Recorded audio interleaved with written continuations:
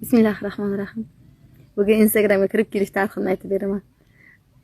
Birinchi Instagramga video qo'yishni boshlagan paytim birovlar ichiga 40 ta obunachi yig'dimda. Shunday xursand bo'ldim o'zimcha. Men blogerman, Toshkentga boruvdim-da, ayamlar bilan noyabrga Toshkentga bordim. Borguncha kelguncha taksichiga so'z bermasdan gapirib keldim.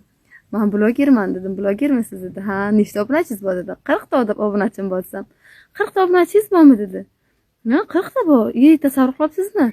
Bir gapirsam meni 40 ta odam eshitadi deb aytdim. Alhamdulillah, Xudoga ming shukronalar aytaman.